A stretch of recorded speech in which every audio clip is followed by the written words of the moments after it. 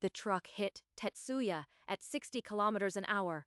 He had no time to scream. He opened eyes he did not recognize, inside a body that was not his. What is this? Smoke, screaming. Where am I? A heavy obsidian club swung down. The hunter beside him fell. Skull split. These hands, painted with red ochre, calloused fingers, they are not mine. Move, you fool. The stone giants are inside the village. We must run. Ren dragged him into a cave where the remnants of the tribe huddled in the dark. That smell. Iron-rich mud, bog ore, the carbon reduction reaction. If I can build a kiln. He scooped a handful of the rust-colored muck and clenched it. The answer to everything. He would build a furnace unlike any this world had seen. And with it, he would forge an empire. Elder Coda. I can make a metal harder than obsidian. I know the secret, but I need the tribe to trust me. Metal from mud. This is nonsense. The stone giants will slaughter us while you chase a dream. Let him play in the mud, Elder. When he fails, I will be the first to laugh. Tetsuya scratched lines into the earth, marking a tall chimney and air vents. The tribe elders peered down, baffled. The fire must breathe, and the clay must hold. Give me 10 days. I will show you a blade that cuts stone. I will help you carry the clay, Tetsuya. The spirits value those who seek new paths. Ren and Lyra hauled clay from the riverbank. Tetsuya stacked stones, his fingers bleeding, his mind fixed on the reaction. You waste our sweat for nothing. That pile of rocks will never give you a weapon. Tetsuya thrust a torch into the kindling. The kiln roared to life, flames licking the night sky. The reduction needs 1200 degrees. If the clay can't hold, the dream dies here. When the kiln cooled, Tetsuya broke it open. Inside was no iron, only black, glassy slag and shattered clay. I told you, mud and fire make nothing but more mud. Your metal is worthless. The temperature wasn't high enough. The reduction stalled. I need better insulation, a stronger blast. He sketched a new design in the dirt. Thicker walls, a taller chimney, bellows to force air. I will gather more clay and dried grasses. The tribe needs you to succeed. For 3 days, Tetsuya rebuilt the kiln, mixing clay with grass fibers to withstand the heat. This time, the fire will breathe like a great beast. The ore will melt, and the metal will separate. Words will not save us from the stone giants. Your second failure will be your last. From the hillside, a scout spotted the glow of distant campfires. The stone giants were moving. Tomorrow, I light it again, and this time, the tribe's survival rides on the flames. The kiln glowed white-hot through the night. When Tetsuya broke it open at dawn, he lifted a heavy, spongy lump of pure iron bloom. It worked. The carbon pulled the oxygen away. The iron is pure. Look at this, Lyra. He carried the bloom to a stone anvil and beat it with a heavy hammer, compacting the metal and driving out slag. It is like sky stone, but heavier and brighter. No wood or bone can match this. Tetsuya presented the crude iron knife to Elder Coda. He sliced through a thick obsidian blade in one stroke. This changes everything. Tetsuya, make more of these. Arm our hunters before the giants return. You put our fate in his hands. He is an outsider. I will not follow a mud mixer into battle. Yorin stormed off into the forest. The shaman watched him go, then turned her painted eyes back to Tetsuya. The spirits sent you, Tetsuya. You carry the fire of the earth. Do not let a fool's anger dim it. Now I must forge 20 spearheads in 10 days, and Joran's hate may be as dangerous as any obsidian club. Fight me, outsider. Prove your metal is not a coward's trick. I accept, but when I win, you will follow my command without question. The circle formed. Joran lunged, his obsidian tip whistling. Tetsuya's iron head parried it with a sharp ring. Tetsuya twisted his shaft, hooked Joran's weapon, and sent it spinning. The hunter crashed onto his back. I yield. Your iron is true. Command me. Stand. We need every spear against the stone giants, not against each other. For days, Tetsuya drilled the warriors. Iron tips moved as one, a wall of gleaming death. The giants will break on us like waves on a cliff. Tetsuya has given us more than hope. The spirits whisper. Tetsuya is not just a smith. He is the flame that will consume our enemies. She drums for a god. I need only a crown, but first, the giants must fall. A hunting party forded the river, spears low. Then the bushes erupted, stone giant scouts, obsidian blades flashing. Form a wall, iron tips forward. They break on us today. The iron heads punched through hardened leather like dry leaves. Obsidian edges splintered against the metal. From the chaos strode Gorath, a giant of a man with a club bristling with shark teeth. He swung in a brutal arc. Ren took the blow full in the chest and crumpled, blood spraying. Tetsuya roared and thrust his spear deep into Gorath's thigh, forcing the giant to stumble back. The scouts retreated, dragging their wounded chieftain away. The forest fell silent. His ribs are shattered. I cannot stop the bleeding. His spirit is slipping away. He will not die. Not after all this. I swear on my iron, the giants will burn. I gave them weapons, but I cannot give them immortality. This war ends when the last giant falls. Tetsuya combined 3 blooms into one. He hammered the glowing mass into a blade longer than his arm, the first iron sword. With this, I will cut through their obsidian like bone. Gorath will fall. That night, the shaman gathered the warriors. She painted Tetsuya's chest with red ochre and chanted in a tongue older than the tribe. Behold the iron spirit. His blood is fire, his flesh unyielding. Follow him to victory. Elder Koda watched from the shadows, his knuckles white on his staff. He said nothing. I am no spirit. I am a man who knows the secrets of metal.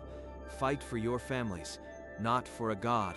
He denies the spirits, but the tribe will believe what I tell them. 20 warriors stood in the firelight, iron tips gleaming. They were no longer hunted, they were hunters. We move at moonrise. The giants will not see their death coming. Tonight, I lead. Tomorrow, I rule. At moonrise, the iron-tipped charge shattered the palisade. Stone giant sentries fell before they could scream. Push through, no mercy. Remember, Ren. In the central square, Gorath waited, his massive club already stained with blood. The obsidian club swung down.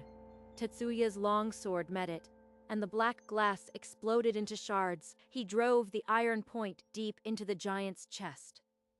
Gorath crashed to the earth. His reign ended. Within the hour, the village was silent. The surviving giants fled into the dark forest, their power broken. At dawn, the tribe looted the longhouse. Obsidian weapons, furs, and a cave full of rich iron ore. More than they had dreamed. Bow to the Iron God. He has delivered you from the giants. His fire cleanses the earth. I am no god. I am your smith, your commander. No more. Do not kneel to me. The shaman's words will spread. I must claim authority before she turns my victory into a cult. You mock the spirits in front of the tribe, Tetsuya. Do you think your metal protects you from their wrath? She will never stop. I must make the iron so essential that even her whispers cannot touch me. Within weeks, 3 new kilns rose along the river, their chimneys belching thick smoke from dawn until dusk. A water-powered hammer, its great stone head crashing down, crushed ore day and night. Iron flooded the tribe. He builds an army of iron, Lyra. Soon he will not need this old man's permission for anything. He saved us, Elder. He only seeks to protect us from what comes next. Yoren enforced Tetsuya's commands with iron discipline. No one questioned the forge's orders. You heard him. More charcoal, faster. Our survival depends on this iron. Piles of iron spearheads and axe blades grew daily. Traders arrived, bartering furs and grain for the dark metal. Koda still wears the chief's mantle. But every spear and every axe whispers my name. In the cold season, 4 clan chieftains came to Tetsuya, their hunters battered by roaming bands. They begged for the dark metal. I will arm you, but your warriors march under my command, not your own. Swear it. You ask us to give up our sovereignty, but without iron, we are already dead. Tetsuya opened his armory and distributed iron-tipped spears to the new warriors. They trained alongside his own. See how the spirits unite the tribes under one flame. The Iron Unifier is among us. The shaman's voice grew louder than any chief's. Her tales of destiny spread through the camps as the forges never cooled. That night, Elder Koda pulled Tetsuya aside in the sacred cave, his eyes hard with years of suspicion. First you took our forge, then our warriors. Now other clans kneel to you. When will you take my staff? I do not want your staff, Elder. But the world is changing. I am just the hammer. He fears me, as he should. But I need his wisdom still, for now. At dawn, a servant found Elder Koda cold in his furs, his face twisted. No blood, no wound, only silence. Shaman Nara rushed in, her eyes gleaming. She sprinkled ashes on his body and began to wail. The spirits have recalled the old chief. They demand the Iron Unifier wear the crown. The Iron Confederation cannot wait for spirits. I claim absolute authority over war and trade. You demand a crown, not a blessing. That is dangerous, Tetsuya. He has brought us victory and wealth.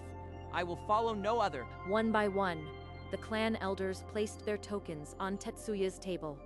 No one dared refuse. Shaman Nara stepped forward, a crude iron circlet in her trembling hands. By fire and blood, I name you Warlord, King of the Iron Confederation. The crown is mine, but I will not be her puppet.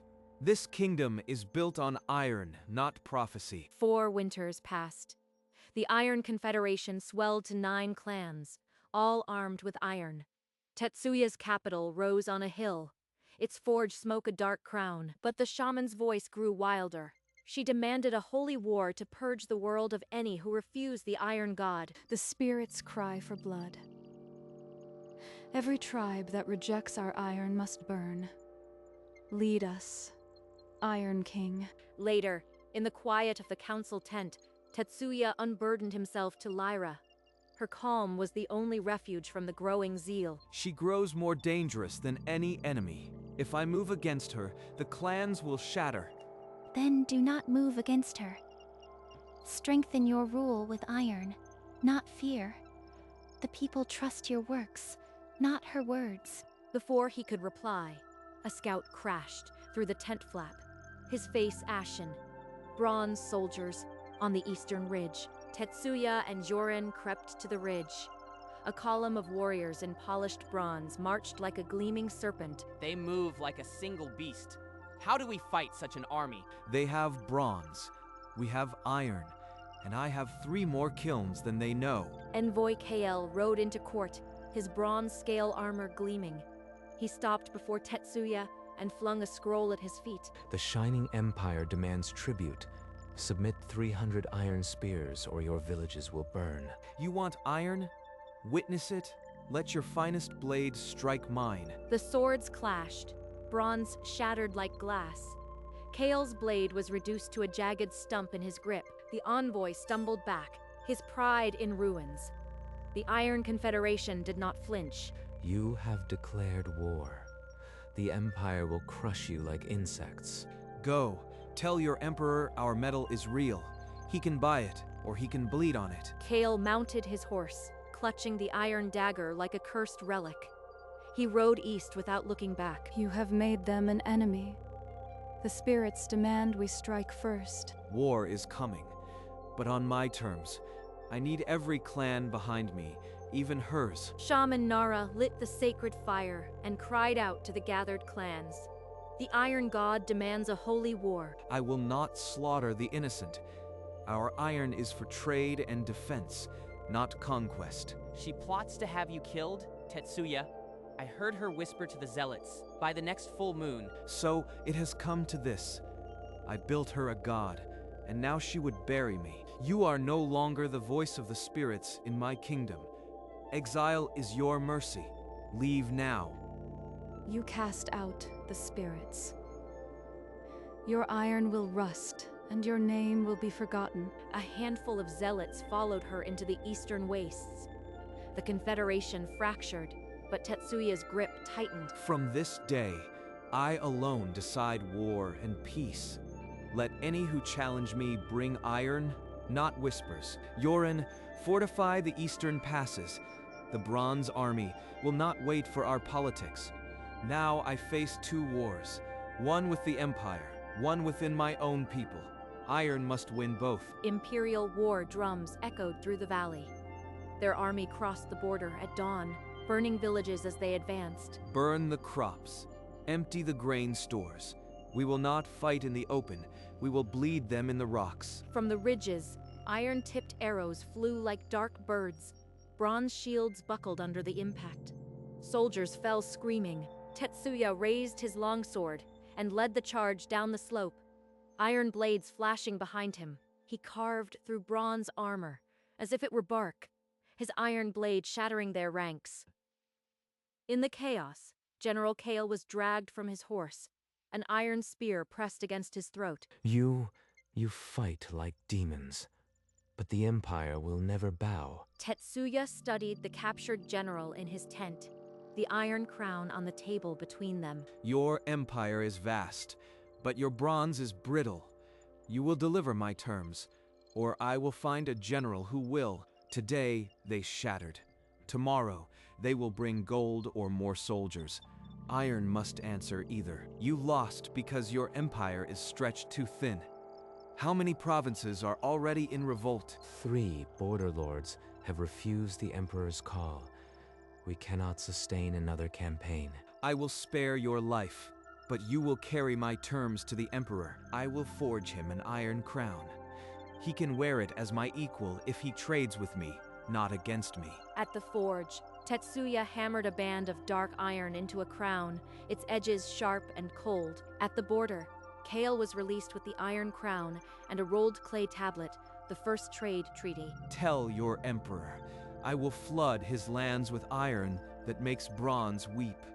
The price is his friendship. Back in the capital, Tetsuya ordered the forges to double their output, not just weapons, but tools and ingots. Yorin, if they return with swords, meet them with a hammer. We will break their armies or make them our customers. I've opened the door to an empire.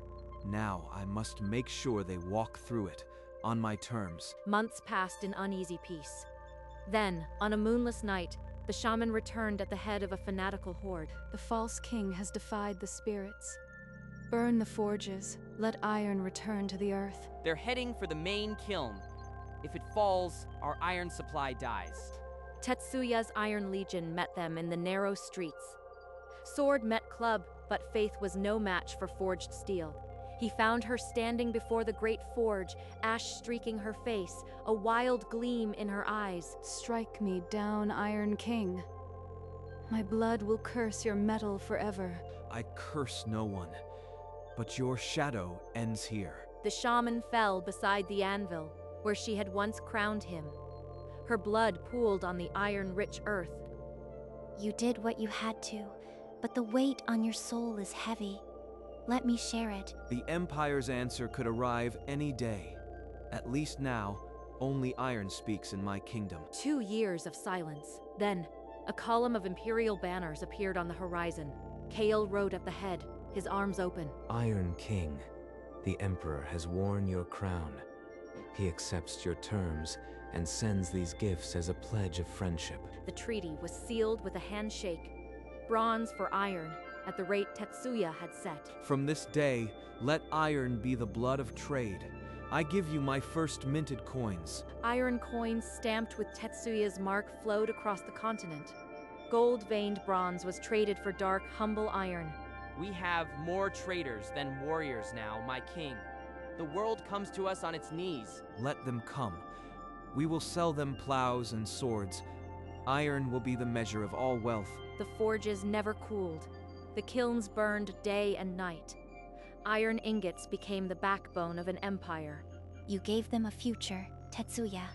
Not just weapons, but tools, coins, a new age. I died on a Tokyo crosswalk. I awoke in a body of clay. and I forged an empire from the mud. 5 more winters blanketed the capital. The Iron Confederation now spanned half the known world. Our iron coins are accepted from the frozen north to the Empire's heart. No army dares test us. Where once stood a single kiln, now 100 forges lit the night, their smoke a dark crown over the city. You gave them more than metal, Tetsuya. You gave them law, roads, a common tongue. A great statue of the Iron King rose in the city square, his sword pointing toward the future. I skipped an age, and the world followed. In the council chamber, elders from 9 clans and conquered lands debated trade laws under Tetsuya's iron fist. You once told me you were just the hammer. Now look, the whole world is your anvil. And it rings with the sound of iron. He had forged not just a kingdom, but an era, and his name would be etched in iron forever. A herald of the shining empire entered the throne room, carrying a scroll of woven gold. The Emperor proclaims me Iron King, ruler of the age. He offers an alliance of equals. I did not seek this, but I accept it. For the knowledge that lifted us from mud, we did not conquer with gods, but with our minds. Remember that, all of you. The court erupted in cheers. Iron swords clashed against shields in celebration. Yoren clasped forearms with Lyra, a rare smile cracking his scarred face. Tetsuya placed the golden scroll beside his iron crown on a pedestal of stone. It started with a handful of mud. Now it moves empires. Outside, the forges glowed bright, their light a promise to the world. This is my legacy, not war, but the fire of creation. The forge district glowed amber at dusk as Tetsuya walked alone, his crown left behind. He stopped at the original kiln. Old stones now surrounded by dried flowers and small bone offerings. Here, this is where it began. A handful of mud and a fool's hope. Lyra emerged from the shadow of the old pines, her steps quiet on the fallen needles. She sat beside him on the old stones. For a long moment, neither spoke. It started with a smell of mud and became all this. Above them, the first stars flickered into view over the silent kingdom. The man who had once died on a Tokyo street let the silence settle into his bones. He had no more worlds to conquer, only this world to keep, and for the first time, that was enough. The wheel of seasons ground onward, and the Iron Confederation became simply the world in the capital's streets. Children shaped iron figurines, their carefree laughter a testament to lasting peace. Vast fields of golden grain rippled where charred battlegrounds once stained the earth. Iron plows carved the future. At the heart of the city, the great statue of the Iron King kept eternal vigil, his sword a promise to the sky. Yet his truest legacy rested on a distant hill, the original iron longsword, planted deep, unmarred by rust. And so, a man from another world forged humanity's future, not with divine whispers, but with the stubborn fire of knowledge, beaten into iron by mortal will. His name became legend, his iron the blood of nations. In the sacred quiet of the ancient forge, a hammer echoed still, forever.